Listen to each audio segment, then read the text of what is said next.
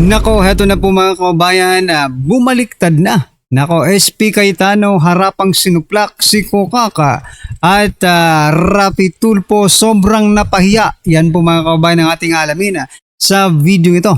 Pero bago po natin simulan yan mga kababayan, palike naman po ng video ito. Malaking tulong po yan. Maraming salamat po at eto nga mga kababayan. Bago po natin i-play ang video yan, eto pasadahan po muna natin itong mga nagte-trending na balita dito po sa social media at eto nga, unahin na po natin to itong si Senator Rapi Tulfo. Sinuplak po ni Attorney Baligod mga kababayan.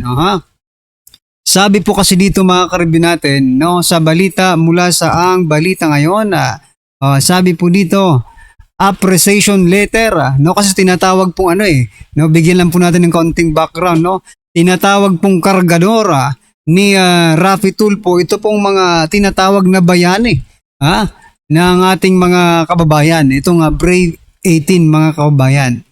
So sabi po dito, appreciation letter ni dating Senate President Nene Pimentel sa isang miyembro ng Brave 18. Ibinahagi ni Attorney Liveto Baligod ang isang lumang liham mula sa kay dating Senate President Nene Pimentel Jr.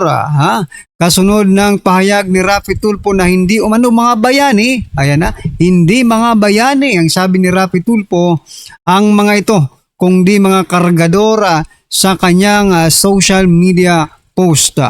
Kalakip ng liham, maikli ngunit makahulugan ang tanong ni Baligod. Ano ba ang tanong ni Attorney Baligod? Ito po. Anong say mo Rapi Tulfo? Ayan mga kababayan Sobrang napahiya po si Rapi Tulfo dito mga kababayan. Sapagkat yung tinatawag niyang kargador ay isa pa lang bahagi at binigyan ng parang pagkilala ng former Senate President na si Nene Pimentel, no? Ayan, Rapi Tulfo. Akala ko ba mga kargador lang ang mga ito? Talagang totoo naman palang bayani ang mga ito mga kababayan. Ito po ang naging komento ng ating mga kababayan patungkol dyan. Sabi po dito ni Christian, yan, basagin mo PI mo ka Erwin Tulfo. Hindi po si Erwin Tulfo. Si Rapi Tulfo Kasama ko yan sa 18th Battalion sa Hulo. Sabi po basahin natin yung pangalan. Ito po si Christian Hervasio. Sabi po ni Christian Hervasio, yan, basahin mo PI ka Erwin Tulfo, no, Rapi Tulfo. Kasama ko yan sa 10th Battalion sa Hulo. Sulo. Gago ka sira.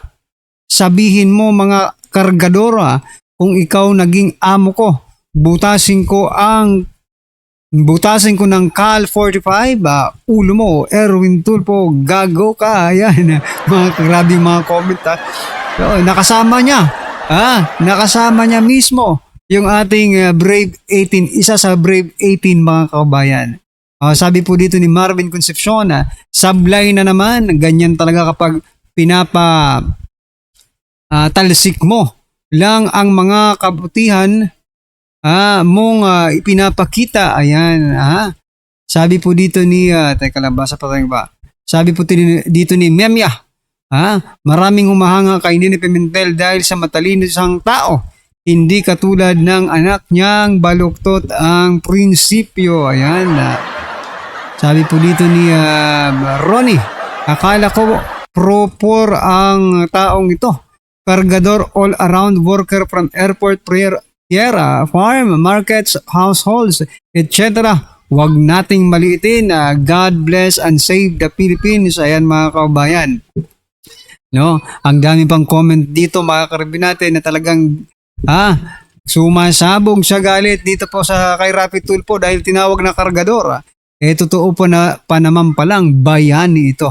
Pero ito po mga yung sunod po nating ipapakita. Ito naman po yung ibinigay na appreciation, no? Ibinigay na appreciation award ni Rapi Tulfo itself sa isa pong empleyado. Pero ano pong ginawa ng empleyado?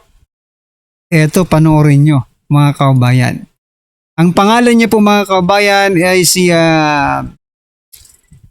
anong pangalan nito? Teka lang, baka nandito, napakalimutan ko kanina. Basta empleyado po ito ni Rapi Tulfo mga kabayan, nakasama po, katrabaho po ni Erwin Tulfo. Ito po mga kabayan, pakinggan po natin. Ito ang binigay sa akin ni Senator Rapi Tulfo. Ang gagawin katapatan ng kanyang programang 92.3 Wanted sa radyo. Plus ito, bilang patunay sa inyo, baka sabihin naman ng mga basal dyan yan lang. Ito, no? Ito, picture namin. Basahin natin yung pangalan, baka meron. Teka lang Ito kami, mga basal. yan yan May pirma pa ni Tulfo yan. Wow, may pirma pa. At nabigyan pa ako ng award ng mayor ng Magalang, Pampanga. Ayan, si Fortunato, ayan, hindi ko mabasa yung apelyido mga kabayan.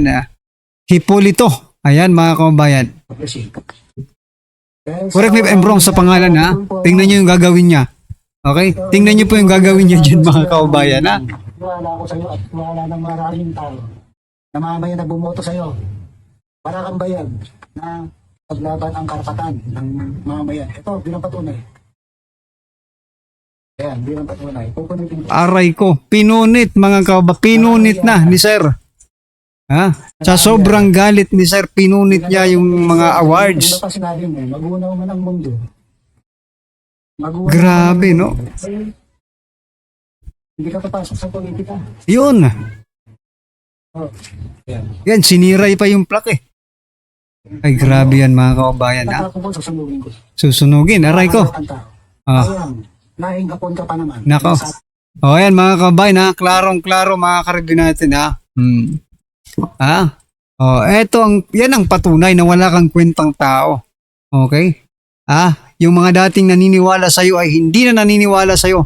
Yung mga dating minahal ka dahil sa yung paninindigan, ngayon ay galit na po sila. Ano pong masasabi niyo dyan mga kabayan? Just comment down below. At eto, bago po natin i-play yung video mga kabayan, isa pong Colonel, ito, tumakbo itong senador, di ba? Akala ko talaga matino rin ang isang ito mga kabayan pero hindi pala. Ito po si Colonel Ariel Quirobin. Sabi niya po dito mga kabayan, naaawa nga ako sa kanila. Kasi nagagamit lang sila. Yung 18 Maleta Boys daw, no? Nagagamit lang, nakikita naman natin kung paano Ginagamit lang sila nung mga gustong mag-destabilize. Auntie Claire, ikaw ba yan? Nagtatanong lang po parang si Auntie Claire ang datingan ni Colonel Quirobin dito mga kaubayan. Akala ko po kasi noon pro po ito parang para ako sa mahirap.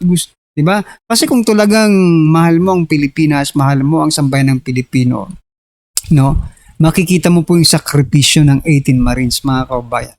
Pero ito, Colonel po mga kaubayan, imbes na suportahan ang ginagawa na sakripisyo ng 18 Marines, tinawag pang destabilizer, no? Nagpapagamit sa destabilizer umano mga kaubayan.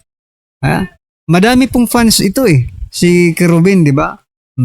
At eto nga po ang sabi ng ilan sa kanyang mga fans mga kaubayan. Ako fans din ako nito no? Sabi po dito mga kaubayan, sana yon. Sabi po dito, dati idol ko ito pero sa pinakita niyang asal sa kapwa niya Marines, sabihin mo pang kargador. Nako, oo nga no? Wala na. Buti nga, hindi yan nanalo, ganyan din pala yung ugali niyan. Oo nga mga kabayan, buti na lang. Sabi po dito ni Ocho, SBS 8, talunan na senador kahit anong gawin. Tumakbo bilang senador, you will never win. Itaga mo yan sa bato. Napakabalimbing mo na tao. Ayan mga kabayan. Sabi pa po dito ni Junjun, magkampiyan talaga yung parehas magnanakaw, nagpahalata ka lang na isa ka ring magna Colonel. Ayan. Sabi naman po dito ni Don Don, Sir, sa tingin ko hindi sila nagagamit. Yung sinasabi nila, hindi ako naniniwala kung walang nangyaring anomalya sa DPWH. Kung walang pera ng siningit sa unprogram funds, kung hindi man totoo yang sinasabi ng mga Marines, sana makita natin yung naglalaki ang proyekto sa Marcos administration. Correct. Wala tayong nakikita, di ba? Wala po tayong nakikita, kaya magdududa ka talaga. Sabi pa po dito, wala eh. Kaya mapatanong ka talaga kung saan napunta ang pera. Ayon na nga ang kasagutan. Kung saan napunta ang pera, ganun lang kasimple, sir. Hirap bang intindihin yun, mga kababayan? Oo nga, logically. Kung aanalisahin mong mabuti, napakalaki ng utang ng ating bansa. Di ba? Walang proyekto. Saan napunta? Dyan sa maleta. Diba? Tapos ngayon, kukontrahin nyo pa. Ay, nako. Anyway, lalabas naman ang katotohanan dyan, mga kababayan. Okay, ano po ang inyong opinion dyan? Just comment down below, mga karabin natin. At eto, bago po nga po natin i-play yung video, eto mga kababayan, kasi parang nagkakaroon talaga ng tensyon dyan sa Senado, mga kababayan. Sabi po dito ni Doc Richard Mata, bakit may heightened security sa Senado? Wala naman si Senator Bato doon para di makapasok ang 18 plus 14 plus 7 Marines. Nagtatanong po alangan naman ang artwork ng GSIS. Ayan. Baka naman dahil sa artwork ng GSIS, kaya kayo heighten ng inyong security. Ihigpitan nyo pa ang inyong mga security dyan, mga kababayan. Ako talaga, this is my personal opinion, mga kababayan. Talagang ayaw kong hindi ko suportahan yung pag-lockdown ng Senado dahil sa may security threat, mga kababayan. Sa tagal-tagal nyo ng mga senador, ngayon lang ba kayo naka-experience ng security threat? Di ba dapat every single day, mga kababayan, tinuturing nyong may security threat sa buhay ninyo or sa buhay ng iba, mga kababayan, no? At dapat palagi kayong handa. Sabi nga, di ba? Sabi nga, pag tayo nga nag-a-apply ng trabaho, di ba, sinasabihan tayo, can you work under pressure? Di ba? Yun po laging tinatanong sa atin. Hindi yan nawawala sa mga interviews, mga kababayan. Can you work or sa mga questions, di ba? Can you work under pressure? Anong sinasabi natin? Yes, ma'am. I can work under pressure, di ba? Pero itong mga hinayupak na mga politiko pala, they cannot work under pressure, di ba? Ay nako, dapat you can work under pressure kahit anong mangyari, umulan, bumagyo, lumindol man, dapat kayong magtrabaho. Di ba? Sinasabi nyo nga dati kay Senator Bato. Diba? Pinahiya nyo pa sa Senator Bato. Bakit ikaw hindi ka pumapasok? Yung ating mga kababayan pumapasok. Isa lang ang dahilan, mga kababayan, kung bakit nila ginagawa yan. Ayaw nilang magkaroon ng totoong blue ribbon hearing dyan po sa Senado. Diba? Kasi katakataka naman po, mga kababayan, kung kailan maghihiring sa bukas, di ba? Ang committee, ni Senator Pia Cayetano at Marcoleta, saka naman po sila nag-work from home, mga kababayan. Work from home, aray ko po. Anyway, ito po ang naging komento natin, mga kababayan, patungkol dyan, mga karibin natin. Sabi po dito, nag-advance na sila, baka mabulaga na naman sila at malaman pa ng taong bayan na nagsisinungaling sila. Whether or not, alam na po yan ng taong bayan, no? Sabi po ni Axel, pag ginawa nila yan, kikilos na talaga ang taong bayan para maproteksyonan ang mga totoong witness, Marines yan, hindi matitinag para sa katotohanan, handang magbuwis ng buhay. God save the Philippines, mga kababayan. Ayan, correct, sabi po ni Vivian. Anyway, ano po ang inyong masasabi dyan, mga kababayan? Just comment down below. At eto nga, pasadahan na po natin yung video. Pasok. Mr. Angel No, Tito Angel, Honorary President, Domingo Yap, Honorary President, Jimmy Tang, Honorary President, John K. Tan, Honorary President, Dr. Alfonso Uy, Honorary President, and Mr. Tan Ching, Honorary President. Napakarami niyong President para kayong Senate. Palakpakan nun natin. Palakpakan nun natin. Oral argument sa Korte Suprema kaugnay sa controversial na 2024, 2025 at 2026 national budget ang ating pag-uusapan dito sa video na to. At segue ho tayo dito sa lumabas na larawan na kung saan ay makikita itong si Joel Villanueva kasama itong si Win Gatchalian at itong si Mig Zubiri. Naku, ano ba yan? Sen Joel, no? Kapatid ho sa pananampalataya yan. Itong si Sen Joel, parang mataas ho kasi yung pamantayan na ibinigay natin dito sa mama na to. Hindi ho natin inaasahan. Kung sakaling totoo man kung sakaling totoo man na siya yung pang-13, sana dapat kinonsidera ho nila yung nangyari kay Senator Jinggoy. Hindi naman dapat makukulong itong si Sen Jinggoy. Sa totoo lang doon lang tayo sa totoo. Hindi dapat makukulong si Sen Jinggoy. Sa totoo lang. Dapat nasa laya si Sen Jinggoy kung pinagbigyan niya lang. Kasi siya yung unang kinastigo dyan eh. Diba? Unang kumbaga inalok. Bago itong si Sen Joel, bago ho sila, si Sen Jinggoy muna. Siya ho kasi yung pinakamadaling palipatin eh. Hindi na sana tayo umabot sa ganito. Hindi na sana, kung itong si Sen Jinggoy, nagpunta na siya kagad sa kabila. Kaso hindi ho yun nasumay. Tinayuan niya ho, nanindigan ho yung mama, kaya ho siya nakakulong ngayong mga panahon na to. Sana itong si Senator Joel Villanueva, kung sakaling totoo man yan, God bless na lang ho sa kanya. No, alam naman ho niya kung anong dahilan at anong pinaglalaban ng kanyang mga kasama. Itong paksyon, itong si Senator Alan Peter Cayetano. At dito rin ho pala sa video na to, sesegue ho tayo dito sa pagdalo sa pagdiriwang ng Filipino-Chinese Chambers nitong si Senate President Alan Peter Cayetano. Pero bago ang lahat ng yan, isang like at isang subscribe, masaya na ho tayo dyan sa magsusumal sa ating community.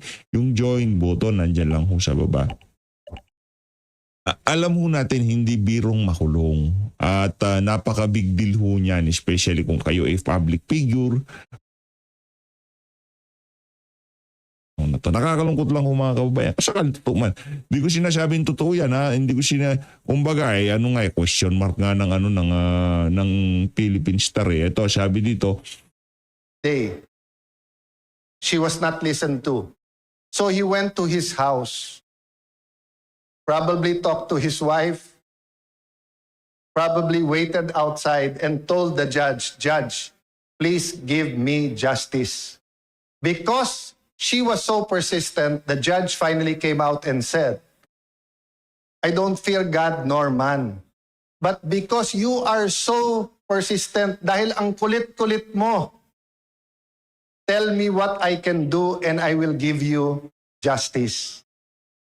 Growing up in the 1980s, talking about the American dream, I did not really feel that in the US. My mother's American. But I did not see the possibility of an American. Kaya pala gwapito itong si SP Cayetano eh. Ano pala siya eh. Ang tawag dito, mistiso pala eh. Amerikana pala na. American dream here in the Philippines. But any one of us who had a Filipino-Chinese friend had that story of someone coming from China in the 50s, 40s, or 60s, wearing plain jeans, a plain white or black t-shirt, maybe a jacket, slippers, starting in a restaurant, in a hotel, maybe sa City Hall ni Mayor Isko, starting in a manufacturing company. After 5 years, nakabihis na. Medyo nasa supervisor na. After 10 years, manager na. After 25 years, siya na ang may-ari ng kumpanya. That was my impression of the American dream growing up. Looking at the success of the Filipino-Chinese. Maybe at this time, I just want to acknowledge Dr. Lucio Tan, of course, the Chairman Emeritus of the Federation. Mr. Victor Lim, thank you very much, sir, Mr. President, for the invitation. Your Excellency, Ambassador of China, Ambassador Kwan, thank you for the friendship of your country and our country. The ambassadors, Your Excellencies, especially of ASEAN, thank you for being here tonight.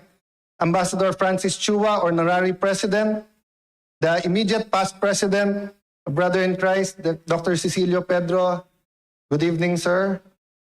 Mr. Angel Ngo, Tito Angel, Honorary President, Domingo Yap, Honorary President, Jimmy Tang, Honorary President, John K. Tan, Honorary President, Dr. Alfonso Uy, Honorary President, and Mr. Tan Ching, Honorary President. Napakarami niyong President. Father, Blas Luna, is Chinese. His daughter, Juliana Luna, is half Chinese, which was my father's mother. Kaya kami nagkalupa sa Pateros because my great-grandfather was a Chinese surveyor. Again, perception and reality. Sometime in 2018, President Xi Jinping visited the Philippines. It was announced that it is the golden age of the relationship between China and the Philippines. I'm not a man of regret. Just like Mayor Isko, we face troubles every day, see where God brings us and try to do our best. Di ba, Mayor? Ganun yung buhay eh. But there's only one thing looking back that I regret. That I had to resign to run for Congress and to run for Speaker before signing the joint exploration between the Philippines and China. No, weeks lang sana inabot ko yung signing. If we signed that, hindi sana ganun kalaki ang problema natin ngayon sa presyo ng langis at saka ng natural gas because it takes 5 to 7 years for that. We could have signed it in 2018. Perception. Everyone against it and against China was saying it's not a fair deal. China was willing to give us a deal better than Malampaya and Shell. They were willing to give us that deal. But Grabe. because of all the noise and perception rather than reality, we were not able to do that. One thing I noticed about Chinese Filipinos and Chinese in general, when people see crisis, you see opportunity. Hindi po ba? In every opportunity, baka may business opportunity dyan. In every crisis. Sabi nga nung iba, never let a good crisis go to waste. It's true, in every crisis there are losers, there are winners. And this generation, the young men and women, the Miss and Mr. Chinatown, no? I guess they're between 20 to 25 years old. I saw them a while ago. Can you imagine 5 crises in 10 years? During Duterte's time, it depends on what side you were on. If you were pro-Duterte, you would say it's a crisis, it's a narco-politics crisis. We had a problem with drugs. If you're on the other side, you'd say it's a human rights crisis, ang daming extrajudicial killing. If you're somewhat in the middle, apareho. Problema droga, problema patayan.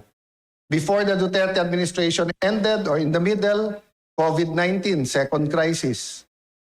2022, right before the election, akala natin medyo yung taas ng presyo because of the Ukraine-Russia crisis was already it. Not knowing that was just a prelude to the US-Israel-Iran war now that is driving up all the prices, creating all the problems, not only inflation, logistics, etc., problems with fertilizers that we will experience in next planting season, no?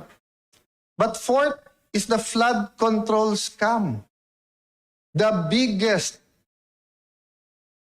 corruption scandal in the Philippines ever. If we handle it correctly, Nasa harap mo yung SP Cayetano. Nasa harap mo. Yung iba sa mga involved, nasa harap mo na. we can eliminate corruption in the country. If we don't handle it properly, we will have the biggest cover-up in our history. Number 5, not more of a crisis, but a potential crisis, AI. AI will change everything. So can you imagine in 10 years, 2016 to 2026, our young people, your children, have faced this. So in one sense, So yan mga kababayan, ano pong inyong opinion, reaction patungkol dyan? Just comment down below mga karabin natin. At syempre huwag mo kalimutang mag-subscribe. Ayan, at i-like na rin pong video ito. Maraming salamat po.